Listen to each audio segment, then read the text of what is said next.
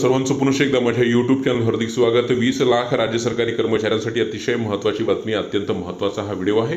राज्य सरकारी कर्मचारी ज्या ज्या मागणीसाठी याआधी संपावर गेलेले होते, या वर्षी सुद्धा ते संप करणार होते आणि त्याच अनुषंगाने राज्य शासनाने जो निर्णय घेतलेला आहे आणि त्याच अनुषंगाने महाराष्ट्र शासनाच्या वित्त विभागाचा एक अत्यंत महत्त्वाचा शासन आदेश आज निर्गमित झालेला आहे। काय तो संपूर्ण शासन आदेश आहे, कोणत्या कर्मचाऱ्यांसाठी आहे, कशा संदर्भातला आहे किंवा कोणकोणत्या मागण्यांसंदर्भातला आहे ते पाहण्यासाठी विनंती एकच की व्हिडिओ हा शेवटपर्यंत पाहावा। तसंच याआधी जर आपण आमचं यूट्यूब चॅनल सबस्क्राईब केलं नसेल तर निश्चितच चॅनलला सबस्क्राईब करा, समोरील बेल आयकॉनला सुद्धा क्लिक करा, म्हणजे नवीन व्हिडिओचे नोटिफिकेशन आपणास नियमित मिळत राहतील। व्हिडिओच्या सुरुवातीलाच आपणास सांगू इच्छितो की व्हिडिओ हा थोडासा मोठा होणार आहे, परंतु अत्यंत महत्त्वाचा आहे। त्यासाठी विनंती एकच की व्हिडिओ हा शेवटपर्यंत पाहावा। महाराष्ट्र शासनाच्या वित्त विभागाचा हा 20 सप्टेंबर 2024 म्हणजे आज निर्गमित झालेला हा संपूर्ण शासन आदेश आहे। या शासन आदेशानुसार ज्या राज्य सरकारी कर्मचाऱ्यांना राष्ट्रीय निवृत्ती वेतन योजना लागू आहे, अशा राष्ट्रीय निवृत्ती वेतन योजना लागू असलेल्या राज्य सरकारी कर्मचाऱ्यांना राज्य शासनाची सुधारित राष्ट्रीय निवृत्ती वेतन योजना तसेच केंद्र शासनाची UPS म्हणजे युनिफाईड पेन्शन स्कीम एकीकृत निवृत्ती वेतन योजना लागू करण्याबाबतचा हा संपूर्ण शासन आदेश आहे।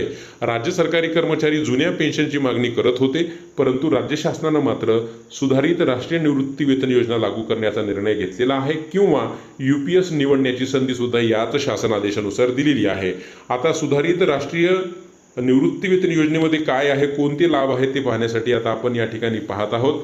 तर सुधारित राष्ट्रीय निवृत्ती वेतन योजना 1 मार्च 2024 पासून लागू आहे।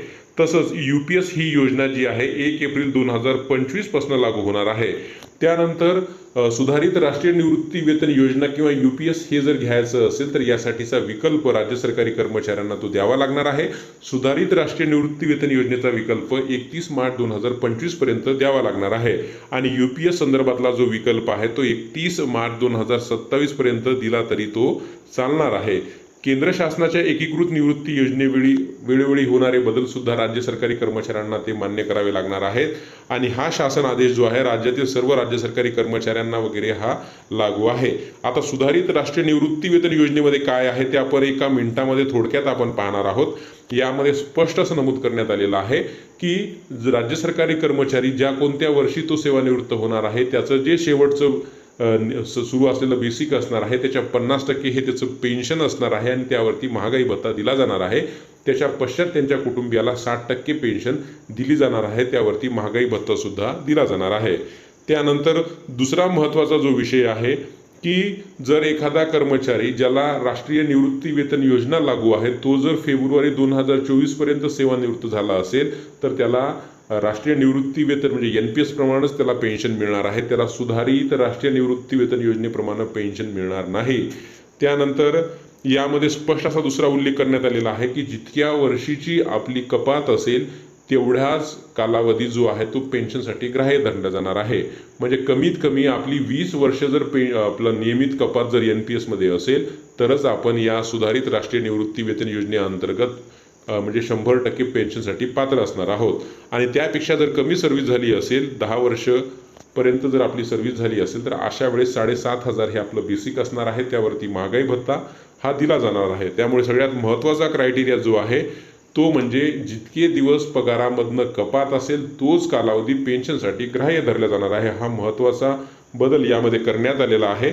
आणि त्यानंतर जसं आपण सांगतो आहे की 60% समजा एखाद्या कर्मचाऱ्यांनी जर राष्ट्रीय निवृत्ती वेतन योजनेअंतर्गत जर NPS अंतर्गत जर त्यांना पेन्शन मिळत असेल म्हणजे 60% रक्कम त्यांना प्राप्त झाली असेल, 40% रकमेवरची त्यांनी ॲन्युइटी खरेदी केली असेल तर अशा वेळेस जी 60% रक्कम त्या कर्मचाऱ्याला प्राप्त झालेली आहे ती त्याला वापस करावी लागणार आहे। जी 40% ॲन्युइटी ठेवून ज्यावरती पेन्शन प्राप्त होत आहे ती रक्कम सुद्धा शासनाला परत करावी लागणार आहे आणि त्यानंतर त्या कर्मचाऱ्याला सुधारित राष्ट्रीय निवृत्ती वेतन योजनेअंतर्गत पेन्शनचा लाभ मिळणार आहे।